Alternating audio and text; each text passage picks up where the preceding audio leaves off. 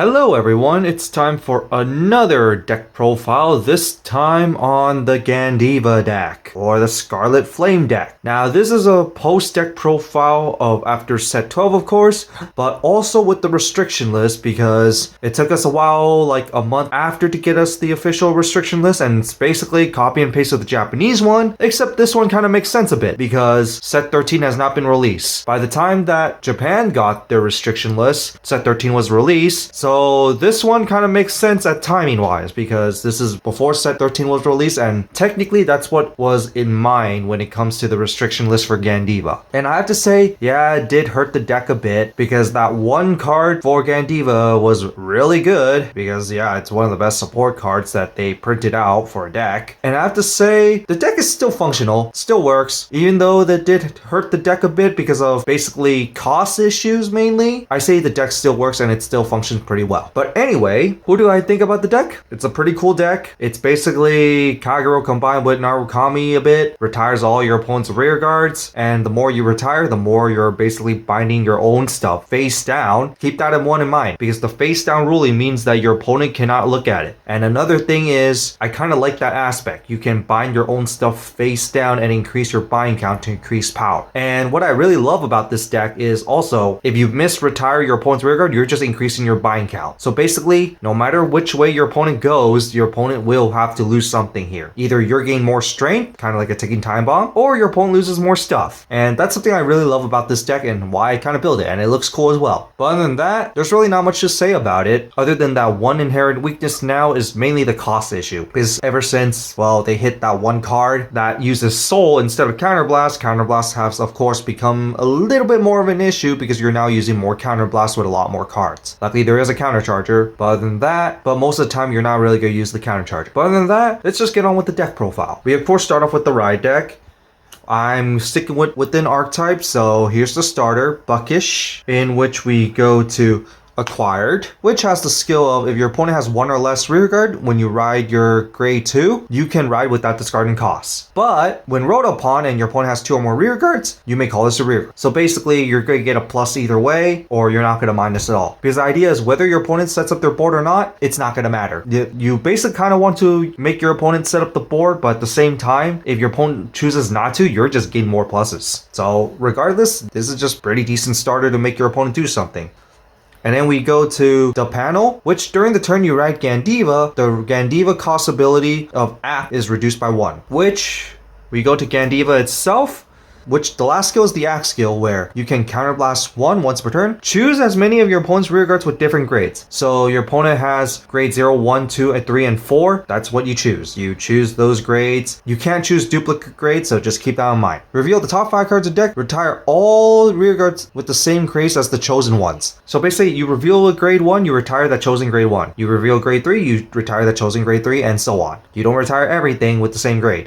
You retire the ones that you chosen. But if you retire one or less rear guard, you draw a card, and then you choose a card from your drop zone and bind it face down, which is gonna power up this second skill where during your turn, for every face down card in your bind zone, your front row gets plus 2k, and if you have at least 5, crit plus 1. And yes, this is going to increase over time and it's free, which is of course what makes Gandeva very powerful because over time it just gets stronger. In which the first skill is that each time your opponent's rear guard is retired, you bind a card from your drop zone face down. And considering that you just saw the first skill where if you don't retire enough, you're going to increase your bind count anyway. So either way, you're still going to get something out of it. You miss, you still get your bind count. You get your retire, you still get your bind count. And that's what I love about this deck. Because regardless if your opponent loses something or not, it's still going to be a plus. Your opponent loses nothing, you get harder pluses. And you're going to see why with the support cards.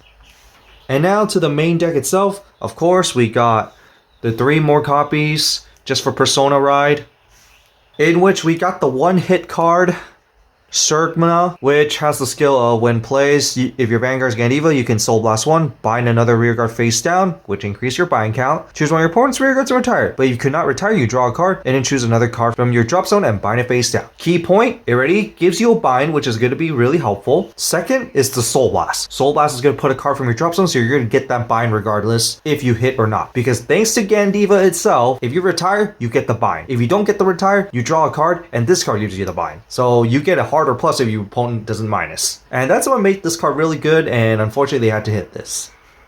And then we got the one new card of Brandwin, which on deck, this card is treated as a grade 1 and 2 as well if your Vanguard is Gandeva. This is going to be very helpful because if you reveal this card, it is counted as 3 different grades, and that is of course going to be very helpful for Gandeva's retire skill. But the other part is that when this card attacks a Vanguard, if your Vanguard is Gandeva, you can bind a card from your hand face down to choose one of your opponent's rear guards and retire. If you could not retire, you draw a card and plus 5k. Unfortunately, you don't get an extra bind from this, but you still get a bind from its cost, so it's not too bad. Regardless, the main part of this card is really the deck reveal, because that part really helps out a lot if you want to really not miss your retire. But other than that, it's just really good because it still increases your bind count, so it still increases your bind count and you can still retire, and if you miss the retire, you still get something, so it's a cycle card.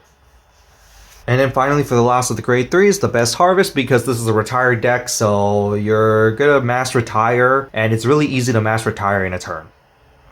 And then for the grade 2 lineup, here's the multi-attacker Drag Raider Afigar. For some reason it's Drag Raider, but okay. So your Vanguard Gandeva attacks, you can counterblast 1, bind this unit face down, and then look at top 5 cards from among them and choose one card to call. And of course, this is a multi-attack card. Your Vanguard attacks, this card gets bind, so it increases your bind count, and then plus another call, which means another attack. And thanks to Gandeva's skill, for every card in your bind zone, your front row gets plus. So that next attack is just going to be very big anyway, which is why this card is going to be really good, and which is why this card is going to be really good. It's just counterblast, so keep that one in mind. In which we go to the promo Bolt Belmer Dragon, which is another counterblast card, and this is why that little hit can be very hurtful because of counterblast. But anyway, when this card attacks a Vanguard, if your Vanguard is Scarlet Flame, keep that in mind. Scarlet Flame, your whole entire ride line is Scarlet Flame, so it doesn't have to be Gandeva. This card gets us 5k power at the end of the battle, and then at the end of the battle, you can counterblast 1, retire this unit, choose one of your opponent's rear guards, and retire it. If you do not retire, you draw a card, then choose a card from your bind zone and bind it face down. This is basically a cool new alternative to the grade 3 because it retires itself, and you're going to get the bind regardless, because Gandeva will bind it because you will have this card by the drop zone, but if your Gandeva will not bind it, this will bind itself. So that's a nice part of it, and overall it's not too bad because yeah, you still get a draw from it if you miss, and still that extra bind. And then finally, because the grade 3 has been hit, I ran these Rejet, which has the skill when placed on rearguard. If your Vanguard's Gandeva, you can counterblast 1, choose one of your opponent's rearguards, retire. If you do not retire, you draw a card and bind a card from your drop zone face down. Unlike the grade 3 where you can guarantee something in the drop zone, this one doesn't guarantee you something in the drop zone, which is why this is a 2-0. And it costs you counterblast as well. The key point about that promo grade 2 is that it puts itself in the drop zone, so in early game you don't have any cards in the drop zone, you can still bind itself. This one basically doesn't give you resources to bind basically if you actually miss. So that's it for the grade 2 lineup. For the grade 1 lineup, we run Bernunita, which is basically very similar to Painkiller Angel, because at the end of battle this unit boosts. If you retire to rearguard this turn, you can bind this card face down to draw a card. Of course, increase your bind count, and it's generic, so you can use it for any other retire deck if you wish.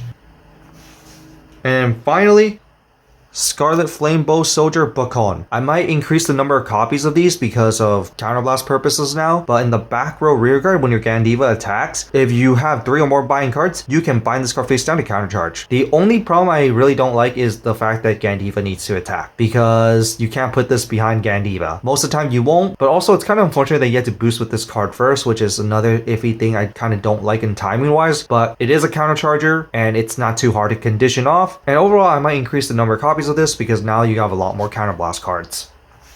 And then finally, of course, 4 PGs because you need to run your PGs. And then finally to the trigger lineup,